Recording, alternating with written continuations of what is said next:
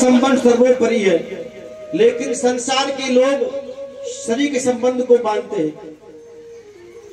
ये शरीर के पुत्र को पुत्र मानते हैं, शरीर के पिता को पिता मानते हैं, शरीर के माता को माता मानते हैं। ये शरीरवादी है। और संबंध सच्चा वो है जो आत्मा का संबंध माने। आपके अंदर भी वही आत्मा है और मेरे अंदर भी वही आत्मा है। राजा रघुगण, आप मुझे दंड दे नहीं सकते, न मुझे आप काट सकते, न मुझे आप गला सकते, न मुझे आप जला सकते। राजा रघुगण चरणों में प्रणाम करके प्रार्थना करने लगा। बोले महाराज, आप मेरे अपराध को क्षमा करो। मैं तो कपिल मुनि के यहाँ आश्रम पे जा रहा था सत्संग करने के लिए, लेकिन अब नहीं जाऊं। अब मुझे सच्चा ज्ञान मिल गया, अब मैं आत्मावादी हो गया। अब मैं आत्मा के संबंध को मानूंगा, क्योंकि शरीर तो नाशवान है। जब शरीर ही नाशवान है तो शरीर के संबंध सत्य कैसे हो सकते हैं? शरीर से उत्पन्न हुआ बालक सत्य कैसे हो सकता है? शरीर तो नाशवान है। देखो भैया, ये 3 तरह का ज्ञान सबको मालूम है, लेकिन अपन सब मानने को तैयार नहीं है। और 3 तरह का ज्ञान आपको भी आता है, मुझे भी आता है, सबको आता है। पहला है, ये 3 जो ज्ञान है, जिसमें पहला है कि संसार असार है भैया, नाशवान है, सब जानते हैं। और जो जैसा करता है वैसा ही फल पाता है। दूसरा ये, जिसको भी जानते हैं सब, लेकिन मानते नहीं है। और तीसरी बात है कि भैया जिसका जन्म होता है उसको एक दिन मरना है। तो ये 3 ज्ञान सबको मालूम है। संसार असार है, जो जैसा करता है वैसा ही फल पाता है। जिसका जन्म होता है उसको एक दिन मरना है, लेकिन फिर भी हम मानने को तैयार नहीं है। हम तो ये मान के बैठे कि भैया सत्य तो हम ही है, अजर अमर हम ही है, हम मरने वाले नहीं है। भगवान ने 100 साल के लिए संसार में भेजा है, लेकिन 200 वर्ष का आइडिया पहले से लेके चलते, 200 वर्ष का प्लान पहले से बना के चलते। 2 बेटा है मेरे, 4 बेटा है, चारों बेटाओं को मकान बनाने, उनके बच्चाओं की शादी करनी है, पर उनके बच्चाओं की शादी करनी है। अरे भैया, क्या तुम ठेकेदार हो? तुमने जन्म को ठेका ले लिए हो क्या? अब तुम ये सोच के बैठे हो कि भैया हमारे मरने के बाद में हमारे बच्चों को क्या होगा, तो यह चिंता तुम दिमाग से निकाल दो। तुम्हारे मरने के बाद में तुम्हारे बच्चा बड़े प्रसन्न रहेंगे, ये पक्की बात है। और हम और आप ये सोच के बैठे राम राम, हे मैया हे दैया, हमारे बच्चा कैसे कमाएंगे, तुमसे ज्यादा कमाएंगे, तुमसे ज्यादा समझदार होंगे, तुमने जो नहीं किया है वो करके बताएंगे। भगत जी, जो तुमने नहीं किया है वो करके बताएंगे तुम्हारे बच्चा। तुम चिंताएं छोड़ दो, तुम बच्चा चिंता मत करो, तुम अब चिंता करो भैया। तुम्हारा तो केवल एक ही काम है, भगवान को भजन करना। बस स्वयं का यदि उद्धार हो जाएगा, उसी में ही आपकी नैया पार हो जाएगी। तो यही बात कह रहे हैं महाराज जय भरत जी। समझ में आ गई राजा रघुगण के। वापस चला गया। एक दिन महाराज एक सिंधु सौबीर नाम का नरेश था राजा, उसने भद्रकाली मैया को प्रसन्न करने के लिए एक नरबली बोली। बोले मैया मेरे पुत्र हो जाएगा तो मैं आपको एक मानव की नरबली चढ़ाऊंगा। मैया प्रसन्न हो गई और कालांतर में वह राजा के एक बालक को जन्म है गो। अब महाराज सिंधु सौबीर नाम का नरेश चामुंडा मैया पे नरबल छुड़ाने के लिए तैयार सभी सैनिकों को लेकर के जा रहा था। जंगल में भद्रकाली मैया का मंदिर था। अब जैसे ही मंदिर में पहुंचे तो महाराज मंदिर में पहुंचे। अब जिस आदमी को ले गए थे नरबली के लिए, तो सबसे पहले पुजारी देखता है कि नरबली कैसी है, भैया खंडित तो नहीं है।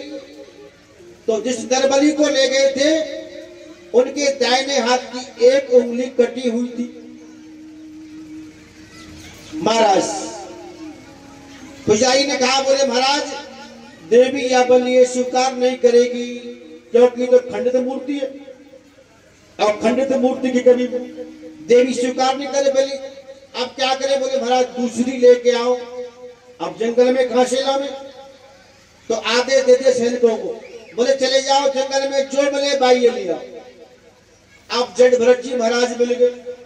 जड़ भरत जी को पकड़ लिया और पकड़ के लिए आए मैया के मंदिर में। बढ़िया इत्र से, फुलेल से, गंगा जल से, दूध से, दही से स्नान करवाया। जड़ भरत जी ने कोई विरोध नहीं किया। बोले हे भगवती मैया, आज बड़ी कृपा कर रही है आप, ये स्नान ध्यान मालिश कैसे हो रही है मैया? आपने बड़ी कृपा करी। अब जिसकी नरबली दी जाती है अब्बा के लिए बढ़िया बढ़िया पकवान खाने के लिए, तो 56 भोग महाराज जड़ भरत जी के सामने रख दिए। और जड़ भरत जी के सामने जैसे रखे, बोल लगा भोग, तो जड़ भरत जी ने गोविंदाय नमो नमः सबको साफ कर दिया। और खा पी करके जो राजा ने महाराज तलवार म्यान से निकाली, बोले करो मैया को प्रणाम।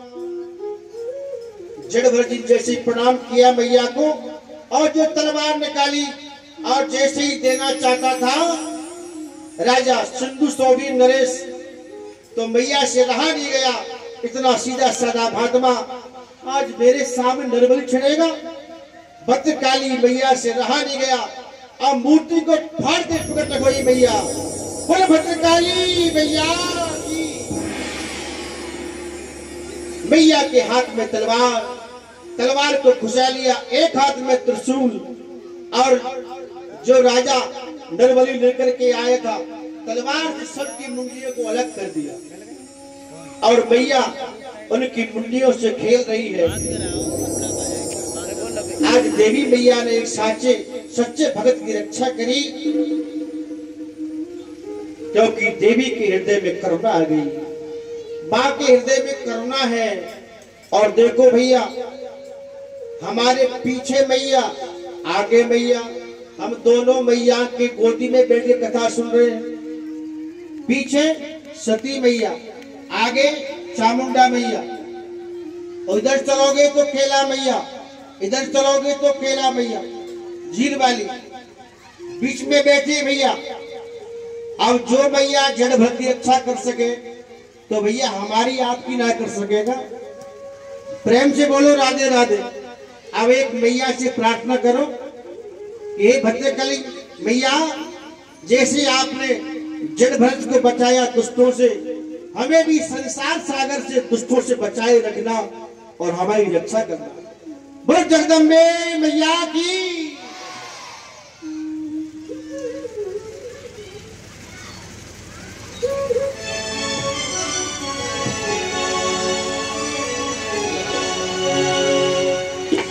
वो दिल में तुम के नाम की जरा ज्योति जला के दे,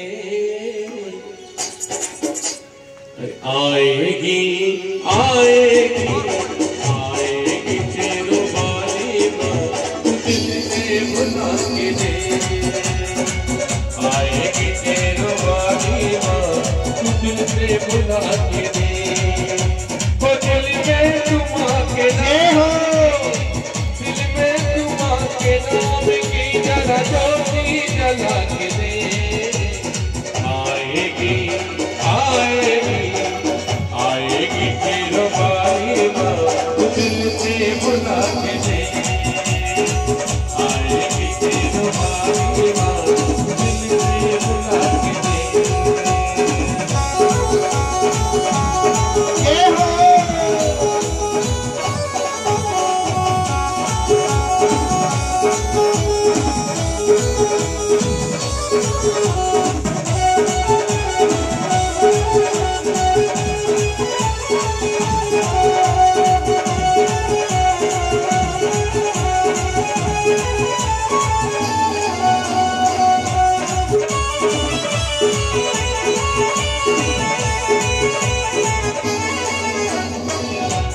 के ताल खोलना मेरी मैया के हाथ है, ओ भगतू मैया के हाथ है, ओ भगतू मैया के हाथ है।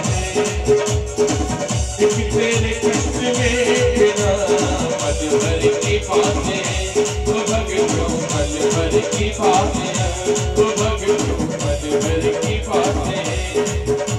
हर किस्मत के ताले खोलेगी, किस्मत के ताले खोलेगी, तू अर्जी लगा के दे।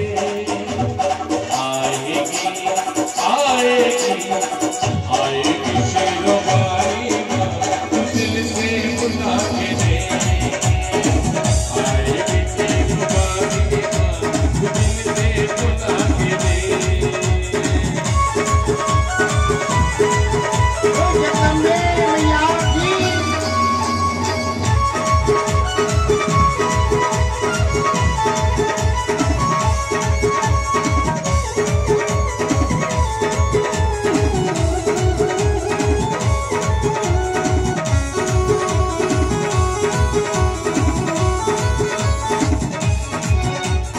दिल में अगर यकीन है तो बोलेगी मूर्ति, ओ भगत बोलेगी मूर्ति। हर दिल में अगर यकीन है तो बोलेगी मूर्ति, ओ भगत बोलेगी मूर्ति। वो जीवन में जो तुमी है कर देगी पूर्ति, ओ भगत कर देगी पूर्ति।